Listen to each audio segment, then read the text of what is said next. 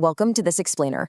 Okay, we're diving straight into the incredible story of how a simple mix of flour and water scaled up right alongside human civilization itself. I mean, bread is arguably the most important invention in human history. It's completely central to how early societies formed. But to really understand how this humble dough transformed our world and eventually paved the way for high-speed industrial factories, we need to trace its 14,000-year evolution. So, I want you to picture the dawn of human history and just ask yourself, when did we actually start baking?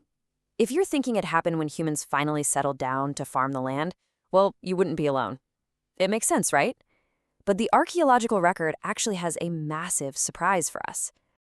And this is a brilliantly massive historical plot twist. 14,400 years. That is the age of charred crumbs discovered at the Shubaika 1 archaeological site, out in the Black Desert of Jordan. These remains literally prove that the nationalistic hunter-gatherers were baking thousands of years before the actual invention of agriculture. They were making bread long before they were ever domesticating crops. Now, what's truly fascinating here is the prehistoric recipe itself. Because they weren't farming yet, they were foraging. They'd gather wild wheat, wild barley, and plant tubers to create these unleavened flatbreads. And they cooked these early doughs directly over hot embers. It was a seriously laborious process just gathering and processing those wild seeds, but it sparked a culinary revolution that would completely change the trajectory of the human diet. Section 1. The Foundation of Empires. Ancient Egypt. Let's fast forward a bit and see how this builds into an industry that actually powered an empire. By the time we get to the Neolithic period, roughly 5,000 to 6,000 years ago, bread making is deeply, deeply entrenched in Egyptian society. Just look at this baking scene from the tomb of Nebumun at Thebes, dating to the 18th dynasty. It shows us that bread wasn't just a snack, it was a state-sponsored ration, a religious offering, and quite frankly, the absolute pillar of their society. In fact, before coinage was a thing in the first millennium BC, everyday goods were the currency. For the poor, bread and beer were literally used to pay subsistence workers. Bread was money. And the archaeology totally backs this up. Here you can see these thick-walled, cylindrical ovens excavated from the ancient city of Amarna. They measured about 1 meter across, and the way they worked is just brilliant. They were heated from the inside by building a fire, and once a nice thick bed of embers accumulated, they'd wash down the sides to remove the soot and bake the bread directly on the hot interior surface. It's actually very much like a traditional Middle Eastern tandoor oven that you'd see used today. Now, the crucial takeaway here is the immense labor involved back then. The ancient Egyptians predominantly used emmer wheat, and emmer is remarkably tough. Its grain is tightly enclosed in this hard envelope of chaff. So to release it, you couldn't just thresh it normally. It required intense, back-breaking physical pounding in a mortar to break the spikelets apart without crushing the grain inside. This is a stark contrast to the modern free-threshing weeds we use today, where the chaff just falls away easily. The physical effort to get even a handful of flour was monumental. Section 2. Antiquity to the Middle Ages. As empires rose and fell, the technology behind the loaf kept evolving, especially when it came to making it rise. For most of human history, leavening just meant saving a piece of dough from the previous day to act as a sourdough starter. We actually have evidence of this practice dating all the way back to 3700 BC in Switzerland.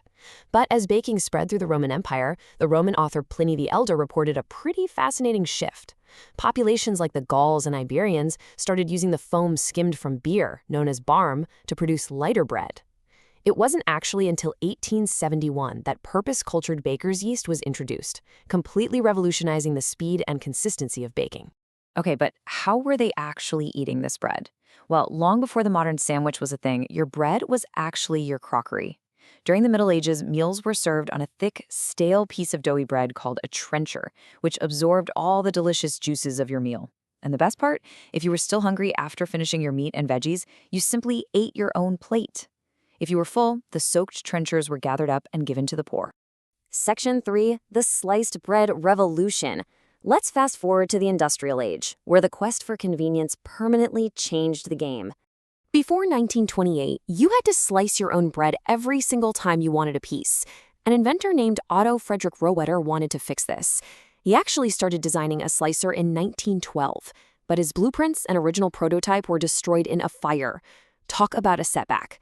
But he didn't give up, and finally, in 1928, his commercial automatic slicer made its debut. The funny thing is, it initially faced a lot of resistance from bakers. Why?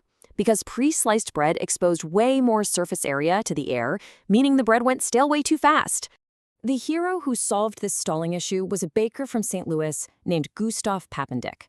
He figured out that placing the slices in a cardboard tray kept them aligned just long enough for a machine to wrap the whole loaf tightly in wax paper, sealing in the freshness.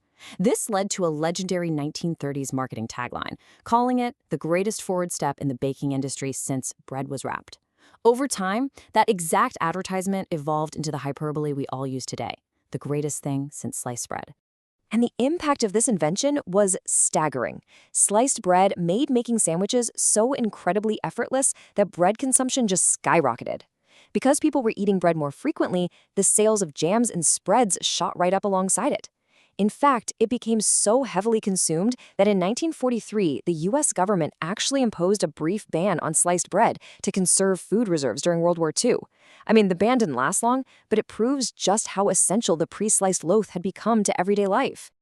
Section 4. The modern Chorleywood loaf. This is where we make the final leap from local craft to a highly automated global commodity. That leap happens in 1961. Developed by British scientists in Chorleywood, this hyper-efficient method entirely revolutionized commercial baking. Traditionally, dough needs a long fermentation time to develop its structure and flavor.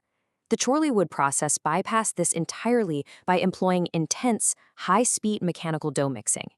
By combining this aggressive mixing with extra yeast, specialized food additives, and lower-protein domestic wheat, bakeries could suddenly pump out a soft, fluffy loaf in a fraction of the traditional time. To put that in perspective, this process was so economically dominant that today, a staggering 80% of all bread made in the United Kingdom is produced using the Chorleywood method. It allowed for much greater use of domestic, non-imported wheat, which significantly drove down costs.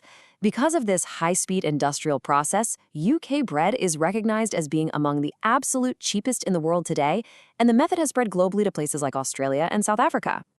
Which brings us to a final thought to chew on. From the tactile manual rhythm of an ancient Egyptian bakery with its glowing embers to the high-speed mechanical mixtures of the Chorleywood process today, bread has mirrored human progress.